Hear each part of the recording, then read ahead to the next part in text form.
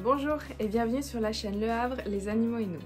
Dans cette vidéo, nous allons aborder le sujet de qu'est-ce que voient nos animaux. Lors d'une connexion, je me connecte à l'énergie de l'animal pour pouvoir échanger d'énergie à énergie et dans cet échange, je reçois des informations, donc des animaux, tout type d'animaux, que ce soit des animaux accompagnés de gardiens ou des animaux entre guillemets sauvages qui sont dans la nature. Voilà ce que eux voient, peuvent voir en fonction de l'individu. Les animaux sont ouverts, c'est-à-dire qu'ils voient au-delà, comme j'ai expliqué dans une autre vidéo, au-delà du corps physique, de l'apparence physique. Ils ressentent énormément tout ce qui est énergie environnante et ils voient aussi. Donc pendant les connexions, les animaux ont pu me montrer l'aura de leur gardien. L'aura, c'est l'énergie qu'on a autour de nous, qu'on dégage, et donc la couleur de l'aura, ce qui permet comme ça de retranscrire au gardien et peut-être de faire un travail du coup avec eux pour comprendre par rapport à cette couleur, sachant que l'aura change de couleur en fonction du moment, du temps, de l'évolution aussi et des émotions qu'on a tout au long de notre vie. Donc donc les animaux peuvent nous montrer l'aura. On a aussi le fait qu'ils peuvent aussi nous montrer les guides, alors ce qu'on peut appeler les guides, les personnes en fait, les énergies qui sont autour de la personne. J'ai l'exemple d'un phénix. En fait, j'ai connecté donc avec un chien qui m'a montré l'énergie du phénix, d'un oiseau de feu. Donc je pense que c'était un phénix derrière son gardien. Vraiment, c'était une énergie mais jaune-orange, vraiment feu derrière qui était magnifique. Et j'ai pu du coup voir et ensuite me connecter à ce phénix pour avoir d'autres informations et tout ça. Donc l'animal m'a montré ça, m'a montré ce qu'il voyait du gardien et m'a montré aussi qui l'accompagnait en énergie principale. Donc les animaux voient ça, voient les énergies qui sont autour de nous. Ils voient également tous les êtres de la nature. Alors ça peut paraître bizarre pour certains de parler de fées, de lutins, d'elfes ou d'autres énergies comme ça qui œuvrent du coup pour la nature. Eh bien les animaux les voient. Et parfois si vous observez vos animaux, si leur attitude vous paraît étrange ou qui partent d'un coup au quart de tour, ou vous savez pas ce qui se passe, eh bien c'est peut-être, posez-vous la question, qu'ils sont en train de jouer avec peut-être un lutin farceur ou une fée qui est ici. J'ai l'exemple de Pixel, c'est très souvent quand on part en balade, donc en forêt, elle part comme une dingue, elle part, et je me suis toujours demandé après quoi elle courait, parce que il n'y a rien en fait. Enfin moi je ne vois absolument rien dans la matière, quoi. Il n'y a rien qui se passe. Et au final, quand j'ai fait une connexion avec elle, je lui ai posé la question, elle m'a montré des endroits, des lieux, d'autres animaux aussi. Et elle m'a dit qu'elle jouait avec des fées, des lutins et tout ça. Et ce qui fait que ils sont très farceurs parce qu'en fait ils l'embêtent. Et elle part au quart de tour, ce qui fait qu'elle va les poursuivre, mais sans jamais pouvoir les attraper. Voilà, donc comme ce sont des énergies, voilà. Donc il y a vraiment cet échange, ils aiment cet échange comme ça avec les animaux, et donc nos animaux les perçoivent et les voient très bien.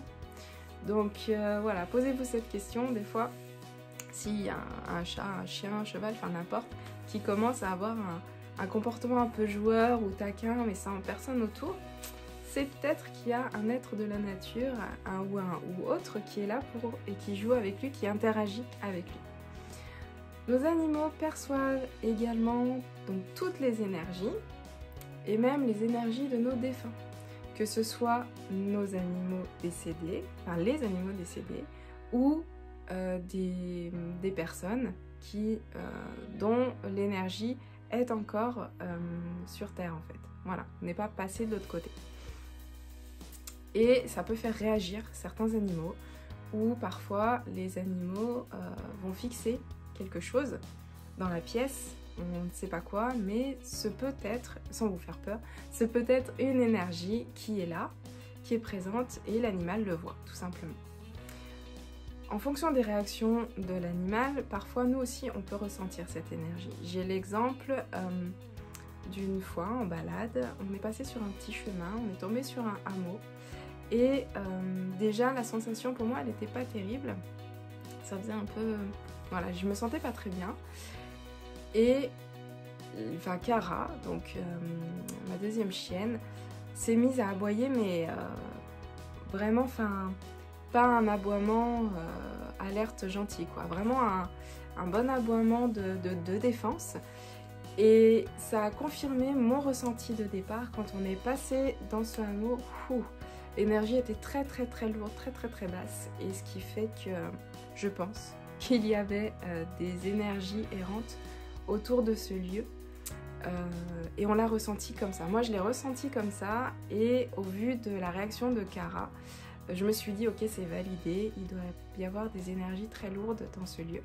Ce qui fait qu'on est passé, mais au retour, voilà, on a changé de route. J'ai pas voulu repasser par ça, parce que ça peut être des fois plombant. Mais bon, c'est juste pour vous donner un exemple, que les animaux peuvent percevoir ça, peuvent percevoir des âmes comme ça, qui sont dans notre lieu de vie, ou parfois certains trous énergétiques ou gouffres énergétiques aussi. J'ai eu cet exemple en connexion où une chienne était stressée dans la maison, dans une nouvelle maison en plus. Ils avaient déménagé dans une vieille maison, et elle m'a montré comme un tourbillon énergétique en fait, mais qui plombait vraiment ce lieu.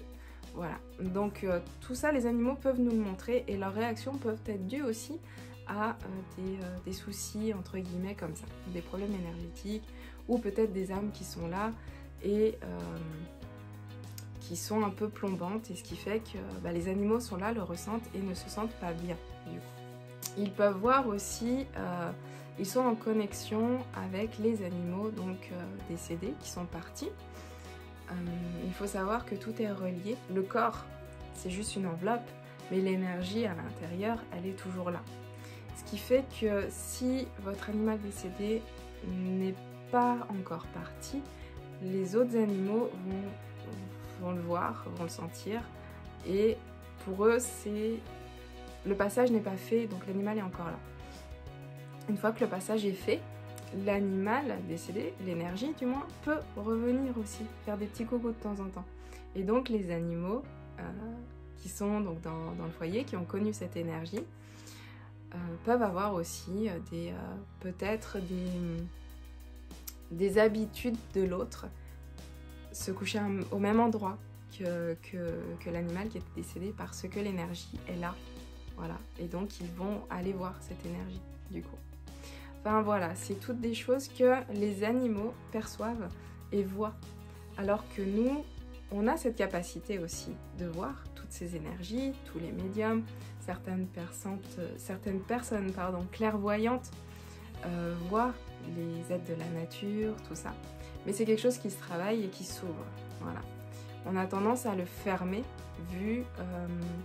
au vu de notre éducation, la société dans laquelle on vit. On nous cloisonne, et petit on nous dit non, ça n'existe pas, c'est des contes de fées.